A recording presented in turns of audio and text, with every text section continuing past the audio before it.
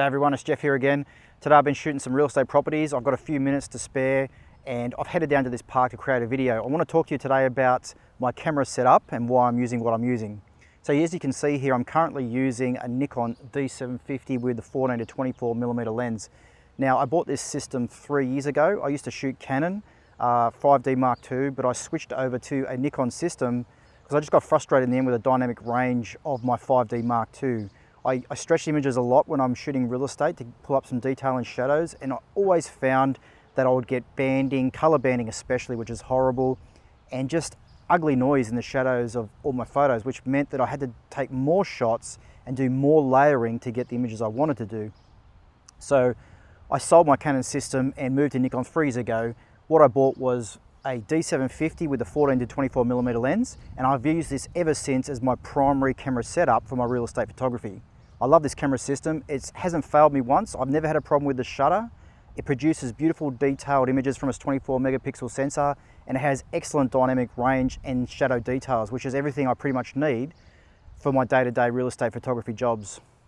Now, unless you've been living under a rock lately, you would have noticed that there's been some major events in the camera world with new full-frame camera releases from both Nikon and Canon.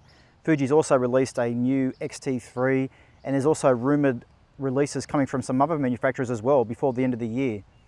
It's a great time to be a photographer, honestly. Who wouldn't love what's happening right now? I mean, sure, there are some issues with some of the cameras that have been released. There's some features there that not everyone likes. Obviously, there's been a lot of blowback on the internet about it. But as a professional photographer myself, who does this job every day shooting real estate properties, what's my thoughts? And that's what I want to talk about. So essentially, I love this camera system. It does everything I need a camera system to do for me on a daily basis. It hasn't broken yet. It is getting on in its age though, and it has done a lot of shutter actuations.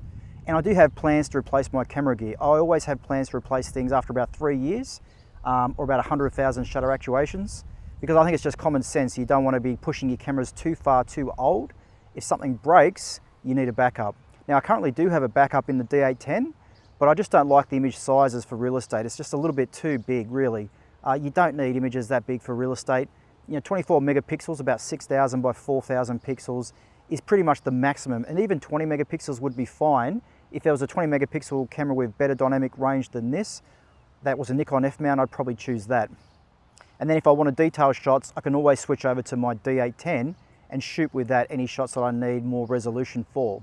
So have these new camera systems that have come out now, these new full frame mirrorless cameras, have they tempted me to switch systems? Has the Sony A7 III tempted me? Has the Nikon Z6 or the Canon EOS R, have these camera systems tempted me? And to be honest, I am tempted by features, and I'm just like everyone else. I love new camera gear, I love new innovations in photography, and I think it's all fantastic. But from a day-to-day business perspective, would I consider the cost involved in switching all my camera systems over, like all my lenses and camera bodies, over to say a Sony system? And when I add up the figures and the cost of buying equivalent Sony lenses, the answer is a flat out no. It's just not worth it for me.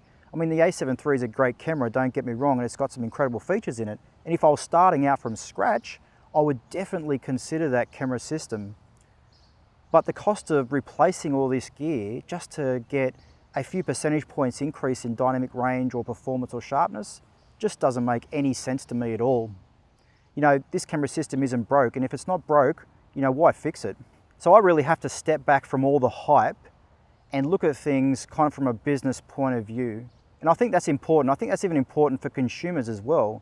I mean, why waste money swapping camera systems if the new system you're going to really isn't going to make a huge difference to your workflow or the quality of the product you're actually going to produce, the quality of the images that you're going to produce? And I know some people will say, a D750 is an old system. There's been problems with the shutter. Yes, there has been. And sure, this is older technology, and it doesn't shoot as fast and it doesn't have as fancy features as some mirrorless cameras now, obviously. But what it can do for me on a daily basis is everything I need for my real estate photography. And if I said that I really needed a new mirrorless system to do my job better, I'd be lying. I really would. So with that said, is this still a relevant system today? Is a D750 like this one here, with this 14 to 24mm lens, is this still relevant for today's market, for today's real estate photographer? And I would say absolutely yes.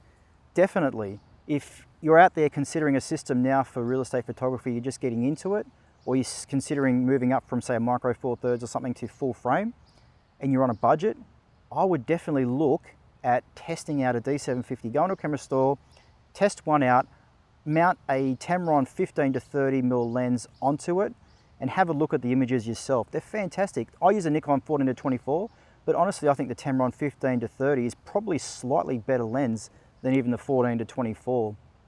And that, with that camera and lens combination, you probably get started for between $3,000 and $4,000, which is what you're going to be paying just for a camera body alone for say a Sony or the new Canon EOS R or a Nikon Z6. You're going to be paying that probably just for the body alone. With all that being said though, my camera is getting older, and as a business, you know, I do have plans to replace my gear over time. It's hitting 3 years this year. It's done over 100,000 shutter actuations, so I do have plans to upgrade this camera down the track, and probably within the next 12 months, I'll start seriously looking at some alternatives for the Nikon D750. Now, what's that going to be? Well, for me, the first thing I'm going to look for is Nikon's replacement for this camera body. If Nikon replaces the D750 with an upgraded camera body, I'm going to seriously consider that. And it's not because of extra features or performance, but mostly just because this is getting on in its age. And I don't want to risk this thing breaking on me during a job. If it does, I've got a D810, that's fine. That's always in my bag with me, and I can continue on with that till I finish the job. But I really do want to stick with something between 20 and 24 megapixels in the end. So I'd probably consider a Nikon Z6. Now, I know it's copped a lot of flack online. I think a lot of it's undeserved, to be truthful. And yeah, one card slot does trouble me a bit. I have to say it does, because I do use this at the moment with 2 cards, and I'm pushing raw photos to both cards every time I shoot. Now, have I had a failure with this camera? No, never. I use top quality SanDisk cards, and I've never had a SanDisk card in this camera fail. Now, I have had a SanDisk card fail when it was accidentally ejected during writing. And I've had 2 SanDisk cards fail in my Samsung Galaxy S7. Now, that phone is so annoying. It has corrupted 2 of my micro SD cards, and I'm currently on my 3rd card. And I think that's just something to do with the Samsung phone, because I've never had that issue with any of my camera bodies. I shot for years with a Canon 5D Mark II. That has 1 card slot, and I never had a card failure on that camera. But apart from the single card slot, I think the Nikon Z6 pretty much has everything I need. And if Nikon doesn't replace the D750 with a 760 or something else, if the Z6 really is the final replacement for this camera, then I'll seriously consider buying a Z6 in the next 12 months and moving from the D750 eventually to a Nikon Z6. For me, the ultimate thing about the Z6 is just being able to stick with my Nikon F lenses, to be able to stick with my 14 to 24 and all my other lenses and use them pretty much natively on a Z6. Even though it's got an adapter, it's a native adapter, so essentially you're still using the lenses natively. And I'm sure Nikon as a company will fix any problems if there's any lens compatibilities, especially with their modern lens lineup. I can't imagine Nikon leaving, say, the 24-70 doesn't work properly with the FTZ adapter. I can't imagine them not fixing that, not releasing firmware updates or something to try and fix the issue. So that's my thoughts and that's my plans going forward. I think it's good sometimes just to step back from all the hype and look at things from a business perspective or from a more logical perspective. At the end of the day, do you really want to spend that much money if you're only going to increase your performance by a little bit? Now, sure, if you need features that aren't on a camera system like this, if you all of a sudden you start shooting video, for instance, and you want or you need a 4K just to increase the range of shots you can produce with a single camera, then sure, upgrading can be a real credible option, especially when you're using it for business and the camera's paying for your income. But otherwise, no, I think we do have to step back from the hype sometimes and really judge things a little bit more carefully. So for me, that's my plans. I hope you enjoyed this video. If you have any questions or comments, feel free to leave them below. I'll try and get back to you as soon as I can. But otherwise, thank you, and I'll see you in the next video.